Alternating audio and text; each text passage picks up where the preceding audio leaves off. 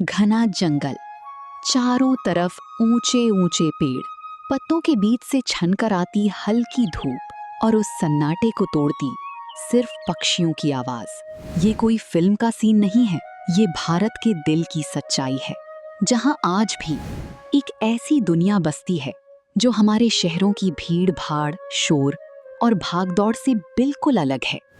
ना कोई इंटरनेट की तेज रफ्तार, यहाँ ना कोई हॉस्पिटल है, ना कोई बड़ा स्कूल। फिर भी यहाँ के लोग बीमार नहीं पड़ते, डरे हुए नहीं रहते, और सबसे बड़ी बात, यहाँ के लोग प्रकृति के खिलाफ नहीं बल्कि उसके साथ जीते हैं। ये कहानी है भारत की सबसे रहस्यमयी और अनोखी जनजातियों में से एक, बैगा जनजाति की। अगर हम भारत के नक्शे को ध्यान से देखें तो एक हिस्सा ऐसा दिखेगा जहां आज भी जंगलों का राज है। यहीं कहीं मध्य प्रदेश और छत्तीसगढ़ की सीमावर्ती इलाकों में बैगा जनजाति निवास करती है।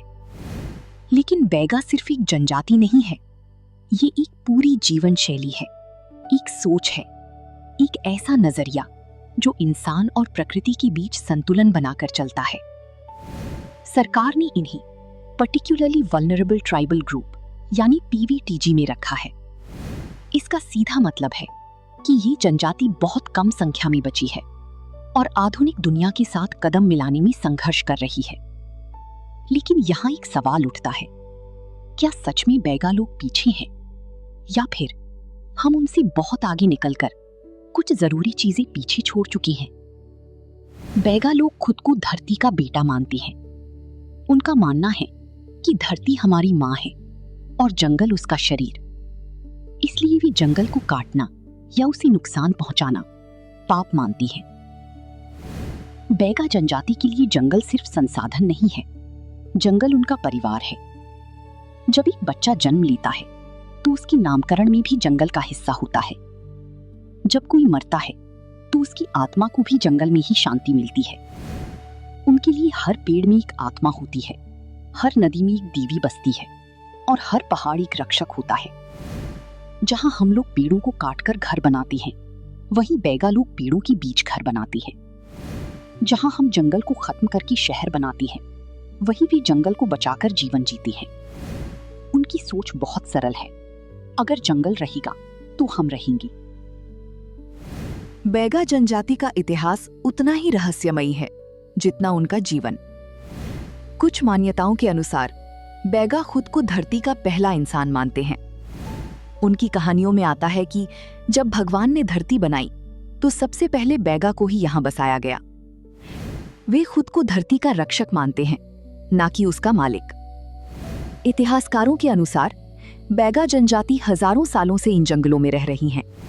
उन्होंने कभी किसी पर आक्रमण नहीं किया, ना ही किसी से जमीन छीनी। वे हमेशा अपने क्षेत्र में शांति से रहते आए हैं। अगर आप बैगा गांव में जाएं, तो आपको एक चीज तुरंत महसूस होगी, वहां कोई जल्दी नहीं है। ना सुबह की भागदौड़, ना ऑफिस जाने की टेंशन, ना ट्रैफिक, ना हॉर्न, बस एक धीमी और संतुलित जिंदगी। उनके घर मिट्टी से बने होते हैं, छत पर पत्तों और घास का इस्तेमाल होता है। घर छोटे होते हैं, लेकिन उनमें अपनापन बहुत बड़ा होता है। बैगा लोग जरूरत से ज्यादा चीजें इकट्ठा नहीं करते। उनका मानना है कि जितना जरूरी है उतना ही काफी है। आज जहां हम ज्यादा कमाने के चक्कर में अपनी शांति खो रहे हैं, वहीं बैगा लोग कम में भी खुश रहना जानते हैं। बैगा जनजाति का भोजन पूरी तरह प्राकृतिक होता है। वे जंगल से मिलने वाली चीजों पर निर्भर रहती हैं, फल, कंदमूल, जड़ी बूटियां और कभी कभी शिकार। उनका खाना सादा होता है, लेकिन पोषण से भरपूर होता है। शायद यही कारण है कि वे कम बीमार पड़ते हैं। उनके खाने में ना केमिकल होता है, ना मिलावट, सब कुछ सीधा प्रकृति से आता है। अब हम पहुंचते हैं बैगा जनजाति के सबसे रहस्यमयी और खास पहलू पर, उनकी चिकित्सा पद्धति। बैगा लोगों को जंगल का डॉक्टर कहा जाता है, और ये नाम उन्हें यूं ही नहीं मिला। वे जंगल की हर जड़ी बूटी को पहचानते हैं। कौन सा पौधा किस बीमारी में काम आएगा, किस पेड़ की छाल से दर्द ठीक होगा, कौन सी जड़ बुखार में काम आएगी, ये सब ज्ञान उन्हें बचपन से सिखाया जाता है। कोई किताब नहीं, कोई डिग्री नहीं, फिर भी उनका इलाज काम करता है। जड़ी बूटी का रहस्यमयी विज्ञान। जंगल के अंदर, जहां हर पेड़ एक जैसा लगता है, जहां हर पौधा बस एक हरियाली का हिस्सा लगता है, वहीं बैगा लोगों के लिए हर पौधा एक किताब है।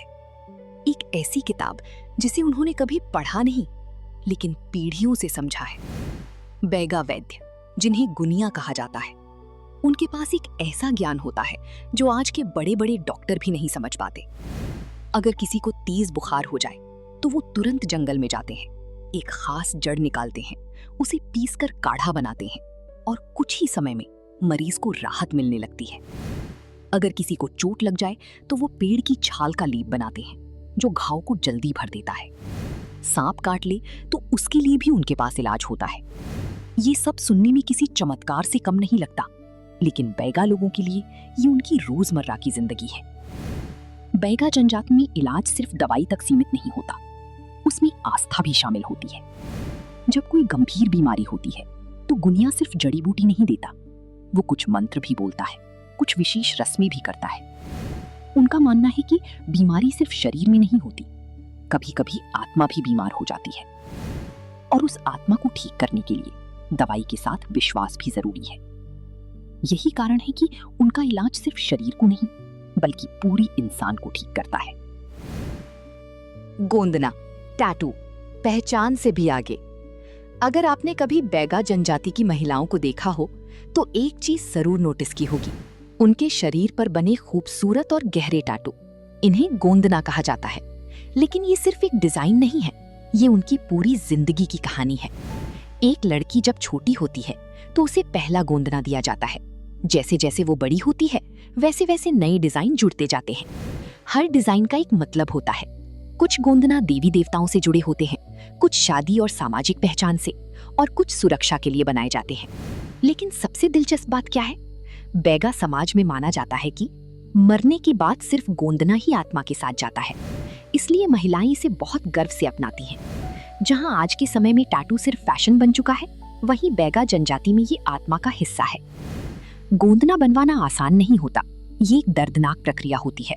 बिना किसी मशीन के हाथ से सुई के जरिए त्वचा पर डिजाइन बनाया जाता है, लेकिन इसके बावजूद महिलाएं इसे खुशी से करवाती हैं, क्योंकि उनके लिए ये दर्द नहीं बल्कि सम्मान होता है। ये उनकी पहचान है, उनकी परंपरा है और उनकी संस्कृति का सबसे मजबूत हिस्सा है। रहस्यमयी रस्में और विश्वास। बैगा जनजाति के जीवन में रस्मों और विश्वासों का बहुत बड़ा महत्व है। उनका हर काम किसी न किसी परंपरा से जुड़ा होता है। जब वे खेती शुरू करते हैं तो पहले पूजा करते हैं, जब कोई नया घर बनता है तो एक विशेष अनुष्ठान होता है, और जब कोई बीमार होता है तो इलाज के साथ साथ आध्यात्मिक प्रक्रिया भी होती है। अदृश्य शक्तियों पर विश्वास। बैगा लोग मानते हैं कि दुनिया सिर्फ वही नहीं है जो हमें दिखती है, इसके अलावा भी बहुत कुछ है। अदृश्य शक्तियां, आत्माएं और कुछ ऐसी ऊर्जा जिसे हम समझ नहीं सकते। रात की रस्में, रहस्य और सन्नाटा। कुछ रस्में ऐसी होती हैं जो सिर्फ रात में की जाती हैं। घने जंगल के बीच, अंधेरे में, आग की हल्की रोशनी में। जब गुनिया मंत्र पढ़ता है और बाकी लोग चुपचाप खड़े रहते हैं तो वो दृश्य किसी फिल्म से कम नहीं लगता। इन रस्मों में एक अजीब सा सन्नाटा होता है, एक रहस्य होता है जिसे शब्दों में समझाना मुश्किल है। डर और सम्मान का संतुलन। बैगा जनजाति के विश्वासों में डर और सम्मान दोनों शामिल होते हैं। वे प्रकृति से प्यार करते हैं, लेकिन उससे डरते भी हैं। वे जानते हैं कि अगर संतुलन बिगड़ा तो नुकसान भी हो सकता है। शायद यही कारण है कि वे हमेशा संतुलन बनाकर चलते हैं। समय कभी रुकता नहीं, और यही बात अब बैगा जनजाति की जिंदगी में भी साफ दिखाई देने लगी है। जहां पहले सिर्फ जंगल था, अब वहां सड़कें बनने लगी हैं। जहां पहले सिर्फ परंपराएं थीं, अब वहां स्कूल और सरकारी योजनाएं पहुंच रही हैं। सरकार की कोशिश है कि बैगा जनजाति भी मुख्य धारा से जुड़े, उन्हें शिक्षा मिले, अच्छी स्वास्थ्य सुविधाएं मिले और उनका जीवन बेहतर हो। सुनने में ये सब बहुत अच्छा लगता है, लेकिन सच्चाई इतनी सीधी नहीं है।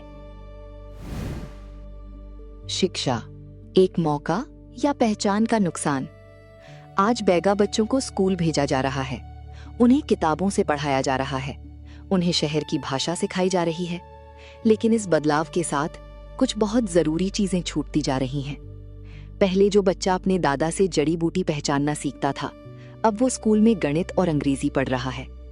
पहले जो ज्ञान जंगल में मिलता था, अब वो किताबों में नहीं मिलता। और धीरे धीरे वो ज्ञान खत्म होता जा रहा है जो हजारों सालों से चला आ रहा था। आज बैगा गांव में भी मोबाइल पहुंच चुका है। यूट्यूब, रील्स, सोशल मीडिया, नई पीढ़ी अब इन सब चीजों की तरफ खिंच रही है। वे शहर की जिंदगी देख रहे हैं और उसे अपनाना चाहते हैं, लेकिन इसी के साथ उनका जुड़ाव जंगल से कम होता जा रहा है। अब उन्हें पेड़ों के नाम याद नहीं, लेकिन उन्हें मोबाइल ऐप जरूर पता है। अब उन्हें जड़ी बूटियों का ज्ञान नहीं, लेकिन इंटरनेट जरूर चलाना आता है। परंपरा बनाम आधुनिकता, एक कठिन टकराव। यहाँ सबसे बड़ा संघर्ष शुरू होता है, परंपरा और आधुनिकता के बीच। एक तरफ है उनके पूर्वजों का ज्ञान, उनकी संस्कृति, उनकी पहचान, और दूसरी तरफ है नया समय, नई सुविधाएं, नई दुनिया। बैगा जनजाति अब एक ऐसे मोड़ पर खड़ी है जहां उन्हें फैसला करना है, क्या वे अपनी पुरानी पहचान को बचाएं या नई दुनिया को अपनाएं। लेकिन सबसे मुश्किल बात यह है, दोनों को एक साथ बचाना बहुत कठिन है। सरकार बैगा जनजाति की मदद करना चाहती है, उन्हें बेहतर जीवन देना चाहती है। इसके लिए कई योजनाएं चलाई जा रही हैं, जैसी स्वास्थ्य सुविधाएं, रहने के लिए पक्के घर और शिक्षा। लेकिन यहाँ एक सवाल उठता है, क्या हम उनकी मदद कर रहे हैं या उनकी पहचान बदल रही हैं? जब उन्हें पक्के घर दिए जाते हैं तो उनकी मिट्टी के घर खत्म हो जाते हैं। जब उन्हें अस्पताल भेजा जाता है तो उनका जड़ी बूटी वाला ज्ञान पीछे छूट जाता है। धीरे धीरे वे वैसे नहीं रह जाते जैसे वे पहले थी। आज बैगा गांव में सिर्फ सरकार ही नहीं, बल्कि बाहरी लोग भी पहुंच रहे हैं। कुछ लोग रिसर्च के नाम पर, कुछ लोग पर्यटन के नाम पर। वे बैगा संस्कृति को देखना चाहती हैं, समझना चाहती हैं। लेकिन कई बार ये क्यूरियोसिटी ही उनके लिए खतरा बन जाती है, क्योंकि जब बाहरी दुनिया अंदर आती है तो वो अपने साथ बदलाव भी लाती है। PA10, खोती हुई पहचान। आज धीरे धीरे बैगा जनजाति की पहचान कमजोर होती जा रही है। उनकी भाषा, उनकी परंपराएं, उनका ज्ञान, सब कुछ धीरे धीरे खत्म हो रहा है। नई पीढ़ी अब शहर जाना चाहती है, नौकरी करना चाहती है, और इसमें कोई गलत बात नहीं है। लेकिन इसी के साथ उनकी जड़ी कमजोर हो रही हैं। सबसे बड़ा सवाल, आज हम एक बहुत बड़े सवाल के सामने खड़े हैं। क्या विकास का मतलब अपनी जड़ों को छोड़ देना है?